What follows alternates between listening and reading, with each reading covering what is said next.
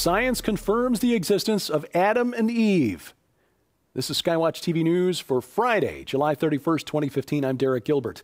A newly released documentary claims that genetic science proves that there was an original human couple from whom the rest of us descend. Molecular geneticist Georgia Purdom says research into mitochondrial DNA shows that our common female ancestor must have lived within the biblical time frame, no more than several thousand years ago. Those findings and other evidence are presented in a newly released documentary called The Genetics of Adam and Eve, produced by Answers in Genesis. You see an original couple who fell from grace by rebelling against God. That's foundational to the gospel message. No fall from grace, no need for a Savior. Welcome, by the way, to something new. We're going to try something on Fridays, an approach we'll call Sci-Fi Friday. A look at scientific stories that have some significance, importance to what we're trying to do here at SkyWatch TV. Not science fiction, but devoted to news from the world of science, and especially the fiction that science can answer all the big questions. Where did we come from? Why are we here? Where do we go when we die? And especially the fiction that science somehow disproves the existence of God, or the existence of God as he's described in the Bible. And the fiction that science will somehow, someday, save mankind by conquering death. For example, researchers have developed a new implant that can wirelessly develop drugs directly into the human brain. This remote-controlled delivery system is no thicker than a human hair, can genetically modify individual neurons inside the brain. It also has what are called optogenetic capabilities. That's the ability to control neurons that are genetically sensitized to different frequencies of light. And this raises all kinds of moral and ethical questions, like what kind of drugs would be administered? Cognitive enhancers like Adderall or Ritalin? Mood modifiers, perhaps? Research with mice to prove the concept. Researchers made the mice walk in a circle by administering a morphine-like drug directly into the brain's center for motivation and reward. How might this be used to shape or control human behavior? And more importantly, who or what would be in charge of pushing the button to release the drug? If the implant modifies the way you think, would it make you less human? Now, before you think that I'm overreacting here, just remember that within the last 100 years, within the lifetime of some of you watching this, frontal lobe lobotomy and electroconvulsive therapy were considered miracle cures for certain emotional and mental conditions. In fact, even President Kennedy's sister was lobotomized. But those treatments were also used in punishing ways to those who weren't as well connected as the Kennedy family. But this type of treatment is likely to get a thumbs up from scientists who believe that free will is just a figment of our imagination. A growing number of neurologists and psychologists are convinced that human physiology is not wired for us to exercise free will. Our illusion of freedom, choice, is just the result of a cocktail of chemicals swirling around in our brains. Thus, we are told, our brains determine what we're going to do before we're even aware that we're going to do it. We don't really have a choice. Or put another way, we no more determine our actions than we tell our stomachs to digest lunch or our hearts to continue beating. Now, to me, frankly, I think this is a philosophical argument that makes as much sense as arguing about how many angels dance on the head of a pin.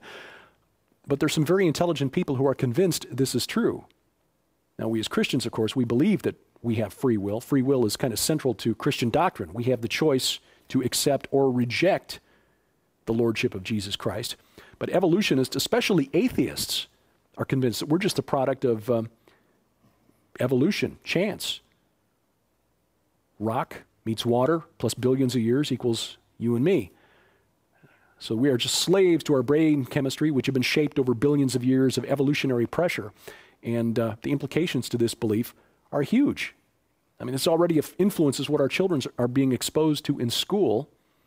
I mean, if they're just responding to chemistry without any control, without any ability to choose to act on them or not, we might as well just give them all access to free birth control. How can we punish anyone for simply acting on their natural impulses dictated by evolution and the chemistry in our bloodstream? Instead of criminal justice, we need to apply chemical intervention, like remote-controlled drug dispensers in the brain.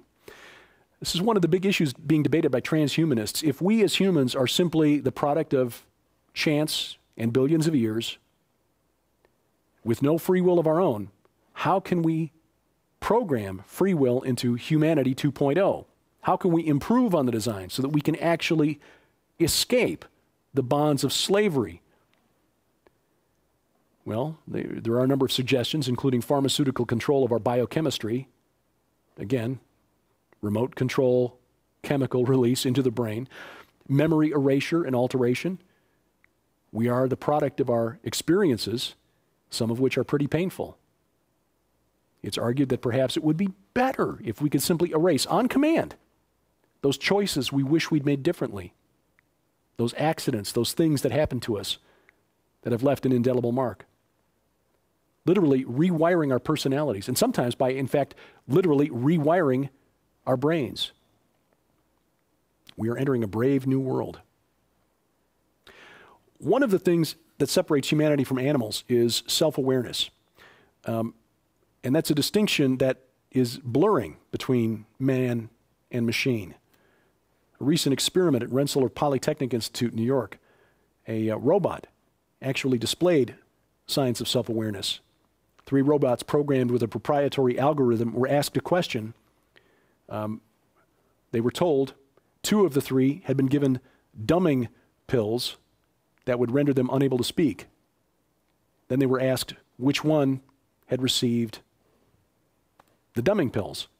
One of the robots actually spoke and then said, "Oh, I know. It couldn't have been me." We're moving closer to self-aware artificial intelligence. The world of space exploration, a theoretical space drive, may actually work. German scientists report that a controversial electromagnetic drive could revolutionize space travel. This drive reportedly converts electromagnetic energy, electrical energy, into thrust without the need to expel a propellant. It was ridiculed when it was first announced because it supposedly violates the laws of physics. Now, while this device, this EM drive, is not a warp drive, it could make it a lot easier and faster to do things like send probes to Pluto, which we learn, incidentally, is actually an artificial spacecraft like Darth Vader's Death Star. See, each week on Sci-Fi Friday, I want to point out the most interesting UFO stories of the week. Not to mock anyone, but simply to remind you how pervasive this UFO meme is, this idea that alien life exists out there and very likely seeded life here. Yes, Pluto, we are told, is actually a huge alien spacecraft, as evidenced by the irregularly shaped segments you see in the photograph here. Of course, that begs the question, if the segments were regularly shaped, wouldn't that indicate evidence of design? From the edge of the solar system to the center, alien chasers searching images from NASA's SOHO satellite, which takes pictures of the sun constantly, believe that there are moon-sized space stations now orbiting the sun. Apparently these aliens manning these space stations are so advanced they've succeeded where Icarus failed, the ability to fly close to the sun without melting your wings off. Back out to Mars, where there's always something interesting coming in from the Curiosity rover. In this case, a levitating rock. This was found this week in photos of the Mount Sharp region on Mars. According to the researcher, this is evidence of very old, very advanced technology. Battery that can last millions and millions of years to keep that rock floating in midair. But Mars apparently has nothing on our moon, where from the NASA archives, researchers have found what appears to be a breakaway chunk of the moon's surface floating off into space. Ah, but is it? UFO Sightings Daily concludes it's actually a cleverly disguised alien spaceship. And from Japan this week, 10 bright spheres lit up the sky over Osaka. You can't really see any more detail than what you see in the video clip here. Commenter on YouTube hit the nail on the head. Why are videos like this always shot with what appears to be 1970s video camera technology? The UFO phenomenon is real. That is the point of this little segment. The mainstream media, which was the source of all of these images and stories this week, are giving the story play because people are interested in this phenomenon, which is why the Ancient Aliens television program is now in its 8th season. You see, as we've said before on this program, research indicates that Americans are far more likely to believe that we're being visited by extraterrestrials than to believe in the God of the Bible. They're looking for God at the helm of an alien spacecraft. The UFO phenomenon is real, but it's a deception. It is a lie. You see, the enemy doesn't care what you believe. If you believe in ET, if you believe that someday you'll be able to upload your consciousness and live forever in a cosmic mainframe, or if you believe in a universalist God who lets everybody into heaven regardless of what they believe. Enemy doesn't care, as long as you don't believe in the truth, which is in Jesus Christ. No one comes to the Father except through him. It is through his shed blood that we are saved from the wages of sin, which is death. You do have free will. Please use it to accept his free gift of salvation. This coming Tuesday night on SkyWatch TV, we'll discuss one of the most important books for your reference library, released over the last few years anyway. That is The Supernatural Worldview by Chris Putnam, in which he documents that academic institutions, science, is moving closer and closer to accepting the idea that there is a supernatural realm, especially when you start looking at spooky stuff like quantum physics. While at the same time, the Christian church, especially here in the technologically advanced West, is demythologizing the Bible. We're taking the supernatural stuff out of the faith while science is looking to put it into their studies. But of course, they're not looking to God for an explanation of where that supernatural stuff comes from. The discussion Tuesday night on SkyWatch TV airs on the Christian Television Network, Tuesday night, 8:30 p.m. Central Time, UTC -5, and that's on DirecTV Channel 376, Dish Network 267, Glory Star Satellite Channel 117, and of course, if you miss it, you can watch on demand later in the week on the SkyWatch TV Roku channel. If you have a Roku account, log on to skywatchtv.com/Roku for instructions on how to add that to your account, or just log on to your Roku account next time you're on the internet and search the channel store for SkyWatch TV. We also have an audio version if you'd like to listen to our programs or listen to these daily updates while you're out and about without having to stare at a screen. We do provide an audio option, the SkyWatch TV podcast, that is updated every single day at skywatchtv.com. You'll find the link to it in the top menu bar there at skywatchtv.com. Please send your comments, questions, and suggestions to me. I try to respond to as many as I can, as quickly as I can. That is dgilbert@skywatchtv.com. Have a blessed weekend. And thank you for watching as we keep watch.